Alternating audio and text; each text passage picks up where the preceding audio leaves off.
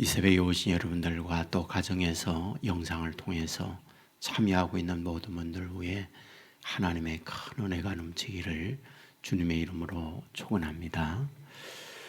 본문 1절 말씀은 이렇게 기록을 합니다.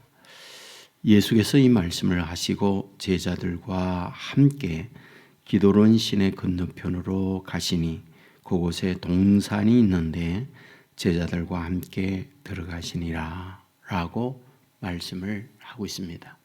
우선 이 본문은 당시 예수님께서 어떤 상황에 있었는가 상황 설정에 관한 말씀을 하고 있습니다. 먼저 이 말씀을 하시고 라고 기록합니다. 그러면 어떠한 말씀을 했다는 것일까? 라는 거죠. 이 말씀의 배경은 우리가 그 앞부분에 있는 말씀이라고 보면 됩니다.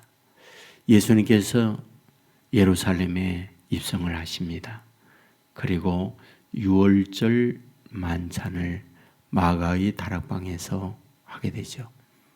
그리고 그 다락방에서 먼저 하신 것이 떡을 떼어 제자들에게 주시며 이것은 내 살이다. 이후에 잔을 취하여 주시면서 이것은 내 피다. 내가 올 때까지 기념하라 말씀합니다. 그리고 제자들의 발을 씻는 말씀이 나와 있습니다. 그리하여 내 발을 어찌 씻기시나이까 베드로가 말할 때에 발을 씻지 아니하면 내와 내가 아무 상관이 없다. 그러니까 내 온몸을 씻겨주십시오. 그러자 내 발만 씻는 것으로도 족하다 라고 하는 말씀이 여기에서 이루어지게 됩니다. 그리고 난 이후에 소위 다락방 강화라고 하는 설교를 하세요. 그 설교 말씀이 15, 16장에 나와 있습니다. 그리고 17장으로 넘어오면 다락방 기도라고 하는 대제사장 기도가 나와요. 그 기도가 끝나고 난 이후 이것이 바로 오늘 본장이에요. 자, 이제 예수님께서는 말씀을 마치고 나서 어디로? 동산으로 가셨다. 그 동산이 어디일까요? 겟세마네 동산을 말하고 있는 거죠. 자, 그러면 예수님께서 이와 같이 하고 있을 때에 밖에 예수님 외에 예수님을 향하여 그들이 갖고 있는 그들의 현재 상황 어땠을까요? 우리는 예수님께서 공생애를 시작하시면서 당시 예수님에 대한 그들의 태도를 성경 여러 곳에서 볼 수 있지 않습니까? 우리가 요한복음 1장 11절에 보면 예수님이 자기 땅에 오매 자기 백성이 영접하지 아니하였다. 자기 땅에 예수님이 왔지만 정작 그들은 예수님을 영접하지 않았다. 요한복음 11장 53절에 보면 이날부터는 그들이 예수를 죽이려고 모의하니라. 예수님을 죽이려고 사람들이 모의했다. 마태복음 26장 3절 이하에 보면 그때의 대스승들과 백성의 장로들이 가야바라 하는 대제사장의 관정에 모여 예수를 흉계로 잡아 죽이려고 의논하되 말하기를 민난이 날까 두려워하노니 명절에는 하지 말자 하더라. 요한복음 13장 2절에 보면 마귀가 벌써 시몬의 아들 가룟 유다의 마음에 예수를 팔려는 생각을 넣었다라고 말씀을 하고 있습니다.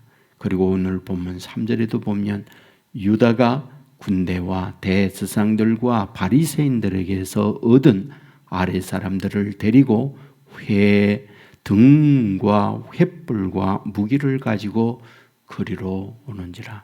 자, 이러한 말씀들을 보면 어떤가요?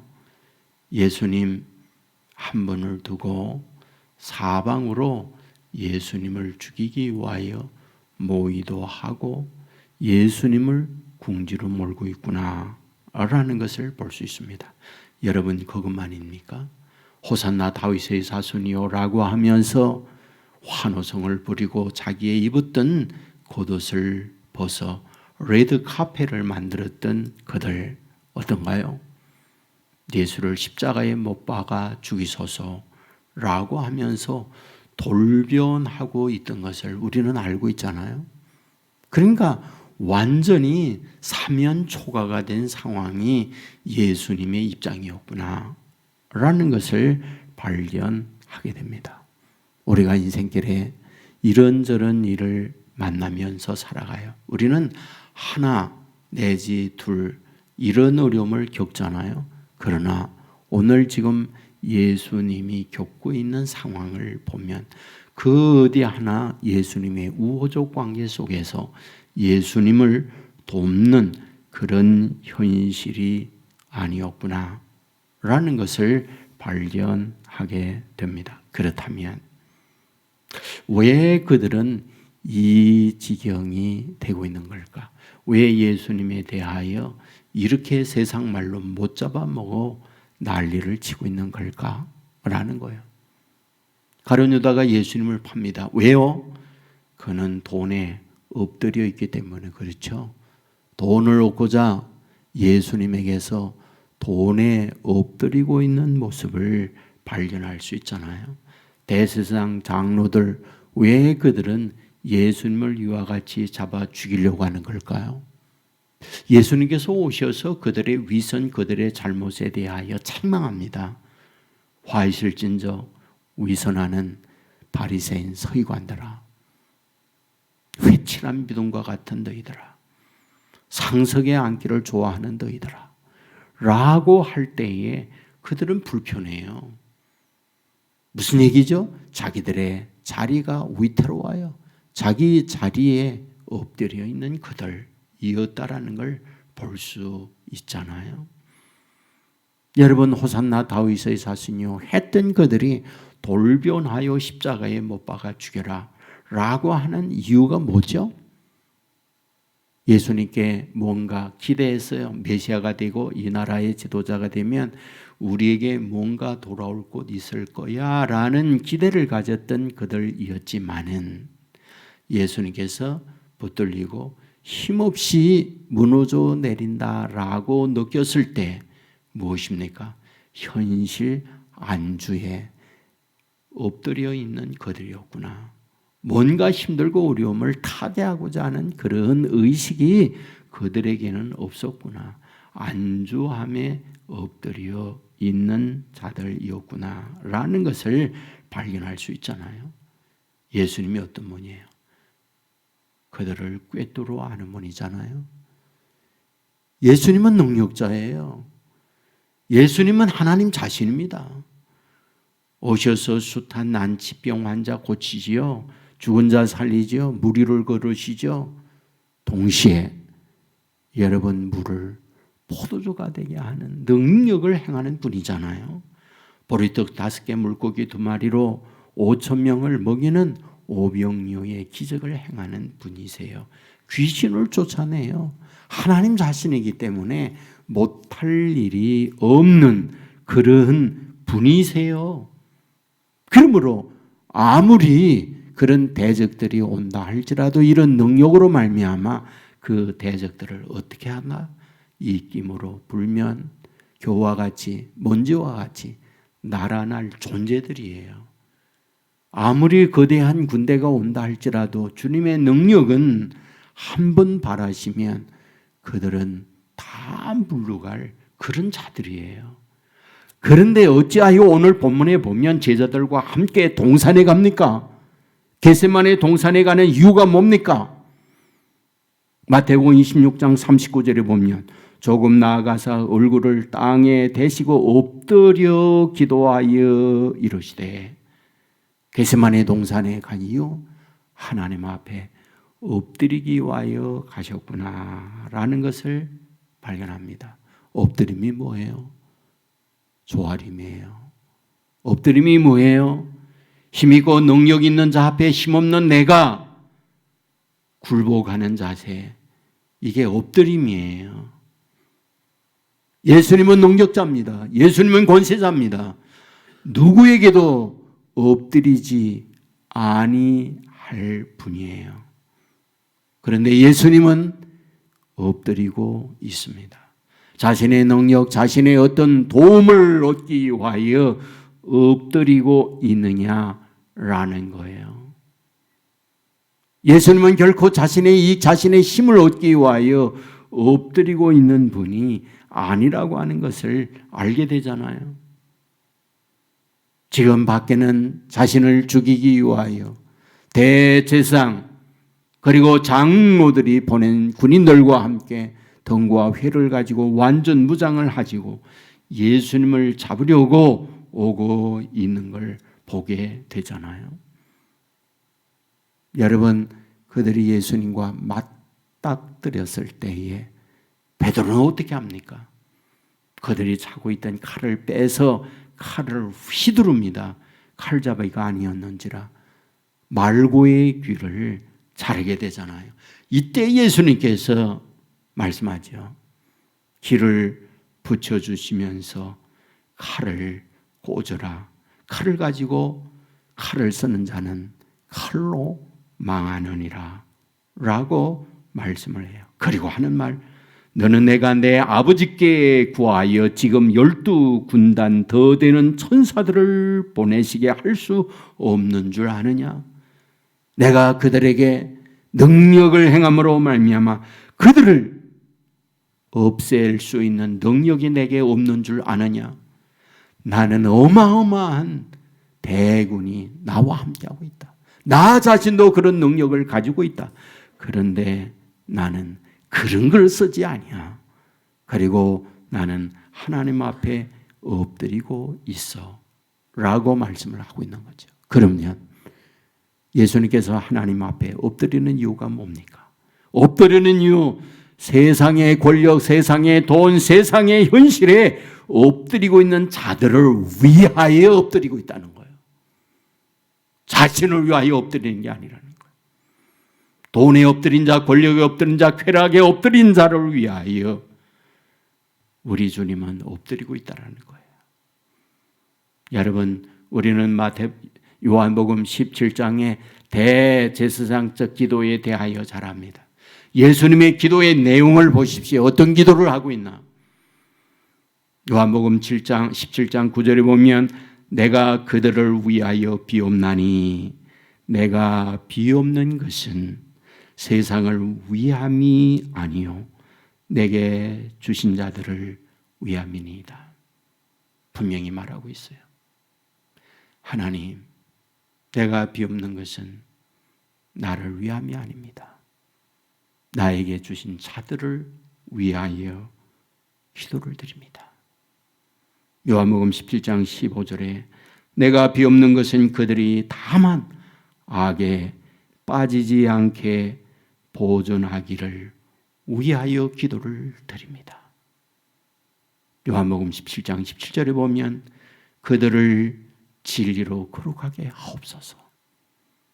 요한복음 17장 21절에 보면 그들도 다 하나가 되어 우리 안에 있게 하사 세상으로 아버지께서 나를 보내신 것을 믿게 하옵소서. 겟세마네 동산에 올라가기 전 타락방에서 대제사장 기도를 하면서 세상 돈에 엎드리고 권력에 엎드리고 쾌락에 엎드려 사는 그들을 위하여 하나님 앞에 엎드려 기도하는 내용을 말하고 있잖아요. 부활하신 주님은 어떨까요? 다시 사신 예수님은 어떠하실까요?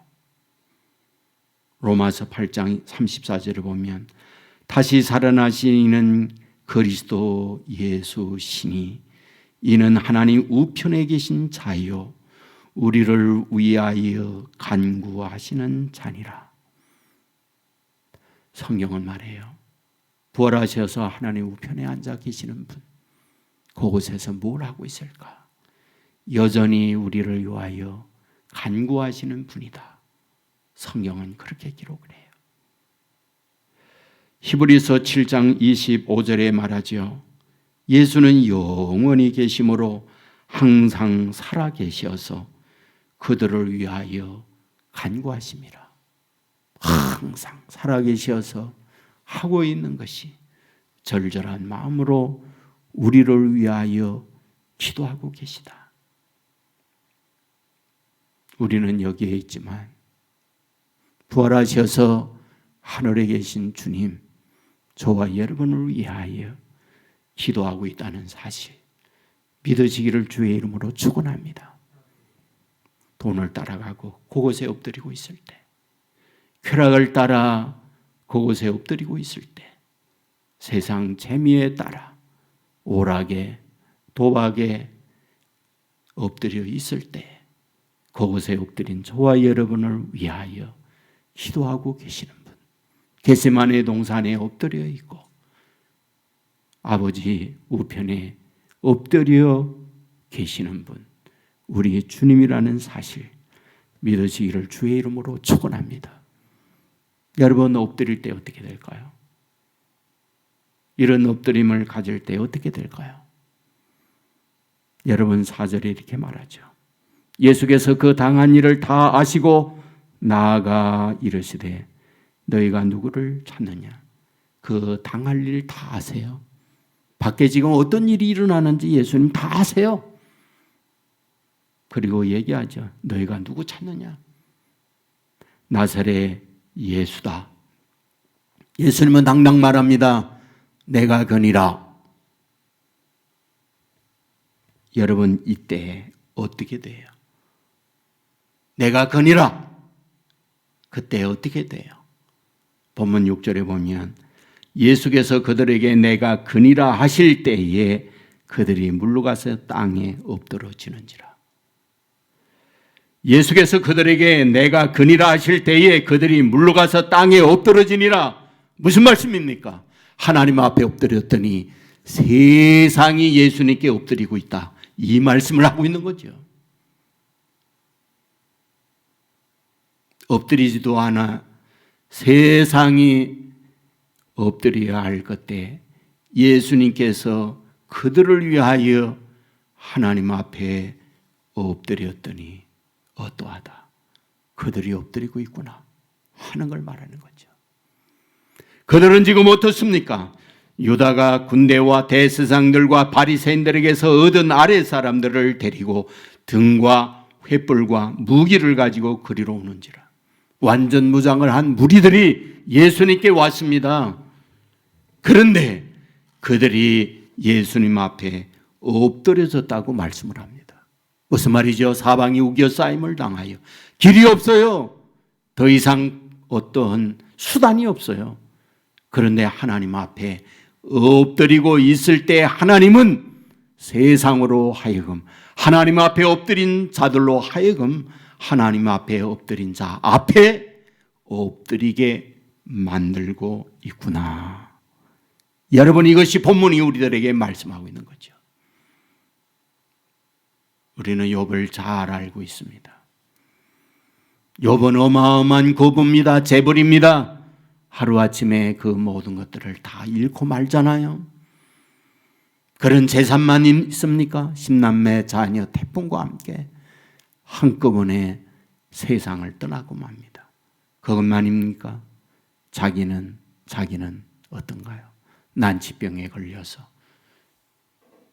죽음을 앞둔 고통과 괴로움 속에 아파하고 있잖아요. 그것만인가요? 자기의 사랑하는 아내는 하나님을 저주하고 죽으라고 하면서 악담을 하고 가출을 해버리고 말죠. 여러분, 위로한다는 미명 아래 친구들이 욥에게 옵니다. 여러분, 욥에게 하는 말 뭔가요? 와서 보니 우리가 소문을 듣던 것보다 더 심하구나. 하나님은 공의로운 분이다. 선을 행하는 자에게 악을 하나님께서 주시는 분이 아니다. 반드시 내가 이와 같이 어려움과 고난을 겪는 것, 선을 행하기 때문에 그런 어려움을 받는다고 말할 수 없다. 하나님은 공의로운 분이다. 콩 심은 데 콩 나고 팥 심은 데 팥 난다. 심은 대로 거두는 분이다. 그러면 내가 지금 악을 거두고 있은즉 무엇이냐? 악을 뿌렸기 때문에 내가 이런 어려움을 겪는다. 악담을 하고 있는 걸 보게 되잖아요. 여러분 이럴 때에 욥이 하는 게 뭡니까? 여러분 욥기 16장 20절에 보면 나의 증오는 나를 조롱하나 내 눈은 여호와를 향하여 눈물을 흘리고 하나님 앞에 엎드리고 있는 거죠. 하나님, 나를 어찌한단 말입니까? 하나님, 나는 길이 없습니다. 하나님 앞에 엎드릴 때 어떻게 하고 있습니까? 욥기 42장 7절에 보면 엘리바스 빌닷 소발에게 하나님이 찾아가요. 그리고 말합니다. 욥에게 가라. 그리고 너희들이 욥에게 잘못했다고 해라. 그들로 하여금 욥에게 엎드리도록 만들고 있습니다. 그리고 번제를 하나님 앞에 드리고 있습니다. 그리고 난 이후 하나님이 어떻게 하고 있습니까? 성경은 말하죠. 이전 모든 소요보다 갑절이나 더 주신지라. 이렇게 힘들고 어려울 때, 길이 없을 때 하나님 앞에 엎드려 눈물을 흘리자. 눈물을 닦아주시고 하나님은 그에게 이렇게 이끌어 주시는구나. 말씀을 우리에게 보여주고 있잖아요. 빌립보서 2장을 보십시오. 너희 안에 이 마음을 품으라. 곧 그리스도 예수의 마음이니 그는 근본 하나님의 본체시나 하나님과 동등됨을 취할 것으로 여기지 아니하시고 오히려 자기를 비워 종의 형체를 가져 낮은 자로 오셔서 종으로 엎드리고 있을 때 하나님이 어떻게 합니까? 하늘에 있는 것이나 땅에 있는 것이나 땅 아래에 있는 모든 것들로 예수님 앞에 무릎을 꿇게 하시고, 이것이 성경이잖아요. 오늘 저와 여러분이 하나님 앞에 힘들고 어려운 현실이라 할지라도 아버지 앞에 엎드릴 수만 있다면 전부 여지없어서 손들고 옵니다. 주님 앞에 엎드릴 수 있다고 그러면 하나님은 자기 앞에 엎드린 그들의 눈물을 닦아주시고 세상으로 비난하고 우리를 향하여 조롱하는 그들로 하여금 하나님의 자녀들 앞에 무릎 꿇게 하시는 하나님이라는 사실을 믿으시기를 주의 이름으로 축원합니다. 이것이 주께서 주의 자녀들을 향하여 갖는 주의 마음이에요. 십자가를 앞에 놓고 겟세마네 동산에 올라가 엎드리신 주님, 그 아버지 앞에 엎드릴 때에 세상으로 하여금 주님 앞에 엎드리게 하신 하나님이었구나. 오늘 저와 여러분들도 주님 앞에 엎드리는 삶을 통하여 주께서 세상으로 하여금 주 앞에 엎드린 저와 여러분 앞에 오히려 머리를 숙이고 엎드리게 하는 능력의 역사가 임할 수 있기를 주의 이름으로 축원합니다. 기도하겠습니다.